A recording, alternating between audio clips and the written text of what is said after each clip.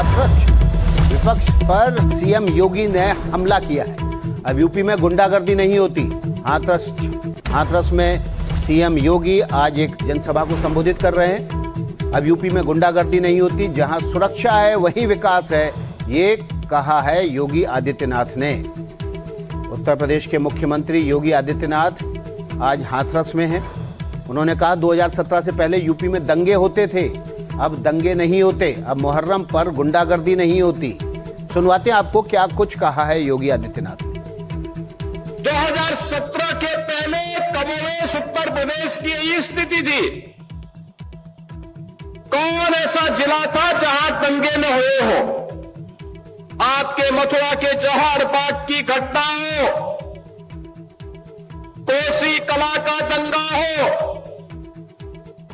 मेरठ और अलीगढ़ के दंगे हो या मुजफ्फरनगर के दंगे, महीनों कर्फ्यू,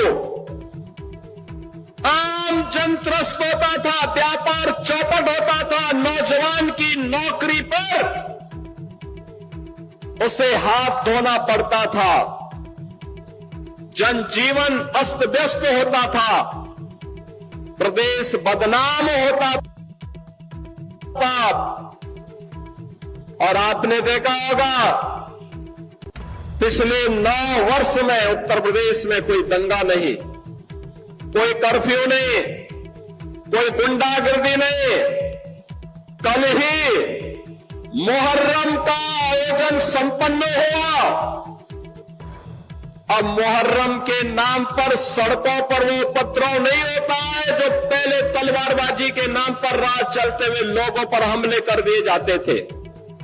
ताजिया के नाम पर किसी गरीब की झोपड़ी हटा दी जाती थी, किसी का छज्जा तोड़ दिया जाता था, हाई टेंशन तार को जबरन हटा दिया जाता था। सरकार ने एक व्यवस्था बनाई नहीं, एक गरीब की झोपड़ी और उसका मकान महत्वपूर्ण है। आप ताजिया की साइज को छोटा कर दीजिए, जरूरी नहीं है कि किसी गरीब का मकान हटे। छज्जा नहीं टूटेगा, हाई टेंशन तार नहीं हटेगा। आपको अपने स्वयं के लिए ताजिया की हाइट को कम करना पड़ेगा। अगर लंबा करोगे तो हाई टेंशन तार की करंट की चपेट में आओगे, इसलिए नहीं होने देना चाहिए। और आपने देखा होगा इतने बड़े पैमाने पर जब मैं उसका रिव्यू कर रहा था, लगभग 12,000 जुलूस उत्तर प्रदेश के अंदर निकले। कोई दंगा नहीं, कोई उपद्रव नहीं, कोई कर्फ्यू नहीं, पता भी नहीं लगा। और अब बात कर लेते हैं पुणे के केतन हत्याकांड। मुझे सिया के लिए आज फांसी चाहिए। हमारे डिफेंस की तरफ से हमें नहीं लगता कि ऐसा कोई भी कॉन्क्रीट रीजन है इसको एक मर्डर ट्रायल के रूप में इसको चलाने के लिए। तो आगे बढ़ने से पहले चलिए सीधे चलते हैं हाथरस, यहां पर योगी आदित्यनाथ जनसभा को संबोधित कर रहे हैं। अगर सचमुच अपने को धार्मिक कहलाने का प्रयास कर रहे हो तो मथुरा वृंदावन पे खुल करके बोल दीजिए, श्री कृष्ण जन्मभूमि पर खुल करके बोल दीजिए। और बोलिए ना कि श्री राम जन्मभूमि मुक्ति के आंदोलन की तर्ज पर ही श्री कृष्ण जन्मभूमि की मुक्ति का भी अभियान चलना चाहिए। भगवान श्री कृष्ण की जन्मभूमि को भी सम्मान मिलना चाहिए। हमारी सरकार आज श्रद्धालुओं को बुनियादी सुविधाएं उपलब्ध करवाने का कार्य कर रही है। युद्ध स्तर पर हम प्रयास कर रहे हैं, लेकिन आप में हिम्मत नहीं, क्योंकि आप तो मुल्ला और मौलवियों के सामने घुटने टेकने के सिवाय आपके पास कोई ऐसा एजेंडा नहीं जो प्रदेश के विकास के लिए हो, अयोध्या, मथुरा या काशी के उत्थान के लिए हो, उनकी पहचान को, पौराणिक पहचान को बनाए रखने के लिए हो। ये धूल झोंकने का काम मत करो। एक खिसियानी बिल्ली खंबा नोचे वाली कहावत को चरितार्थ मत करो। अयोध्या अपनी पहचान के लिए आप पर मोहताज नहीं है। अयोध्या की अपनी पहचान है और अयोध्या ने अपनी पहचान को दुनिया के अंदर फिर से बनाया हुआ है। बहनों और भाइयों, ये जो दोहरे चाल चलने वाले लोग हैं, ये वही लोग हैं जो जनता जनार्दन को धोखा देते हैं। याद करिए, लोकसभा चुनाव के समय ये कांग्रेस और समाजवादी पार्टी आई थी, संविधान की दुहाई दे रही थी। आपने अभी 25 जून को आपातकाल दिवस मनाया, संविधान हत्या दिवस का आयोजन किया होगा अपने अपने जनपदों में। 25 जून 1975 भारत के संविधान का गला दबाने का काम, बाबा साहब भीमराव अंबेडकर के द्वारा बनाए गए संविधान के अपमान करने का काम अगर किसी ने किया था तो कांग्रेस ने किया था। और कांग्रेस के उस पाप में आज समाजवादी पार्टी जबरदस्ती उनके साथ मिलकर के उस पाप में भागीदार बन रही है। ये जो कांग्रेस ने पाप किया था, उस समय देश के सभी विपक्षी दलों को कांग्रेस की सरकारों ने बंद कर दिया था।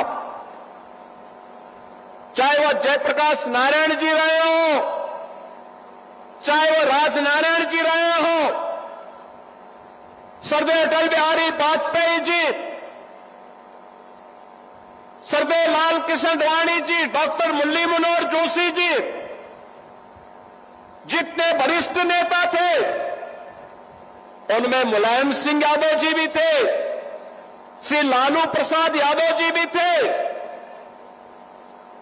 कल्याण सिंह जी भी थे।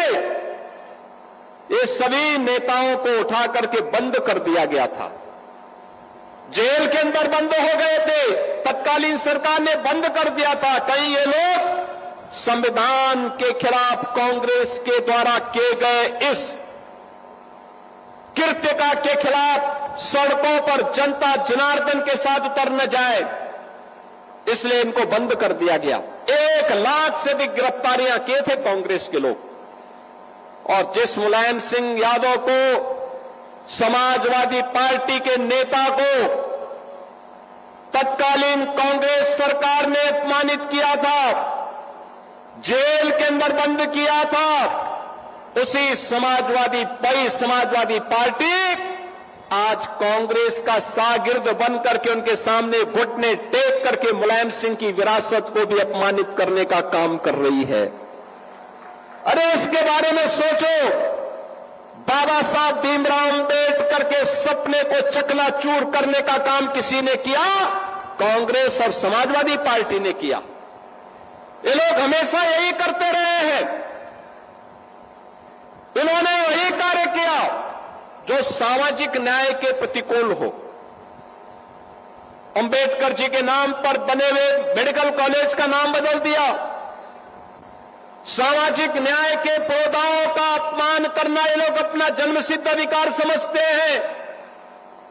समाजवादी पार्टी में विकास का मतलब केवल एक गांव सिपाही में विकास माना जाता था और डबल इंजन के भारतीय जनता पार्टी की सरकार में विकास का मतलब उत्तर प्रदेश की 25 करोड़ जनता का विकास। उसमें हाथरस भी है, कासगंज भी है, एटा भी है, अलीगढ़ भी है, मथुरा भी है, फिरोजाबाद भी है, मैनपुरी भी है, आगरा भी है, इटावा भी है। हमारे लिए 75 जनपदों की सभी 350 तहसील और 25 करोड़ की आबादी का विकास ही हमारे लिए उत्तर प्रदेश का विकास है। हम उसको फिरकों में नहीं बांटते। हमने तुष्टीकरण की नीति को पूरी तरह खारिज किया है। हमने तो कहा कि गांव हो, गरीब हो, किसान हो, नौजवान हो, वह प्रधानमंत्री मोदी जी के मंत्र सबका साथ और सबके विकास के भाव के साथ कार्य करेगी। और इसीलिए अंतिम पायदान पर बैठे हुए व्यक्ति की संतुष्टिकरण का आधार, जिसे सर्वदेव पंडित दीनदयाल उपाध्याय जी ने अंत्योदय कहा था, उस अंत्योदय के लक्ष्य को प्राप्त करने की दिशा के लिए किया जाने वाला प्रयास, ये डबल इंजन की एनडीए सरकार का लक्ष्य है। यही बीजेपी के कार्यकर्ता या राष्ट्रीय लोकदल के कार्यकर्ताओं का यही लक्ष्य है और इसी लक्ष्य को प्राप्त करने की दिशा के लिए किया जाने वाला ये प्रयास है, जिस क्रम में आज मुझे हाथरस जनपद में आने का अवसर प्राप्त हुआ। मुझे बहुत अच्छा लगा यहां पे, जब मैं यहां के एंटरप्रेन्योर को देख रहा था।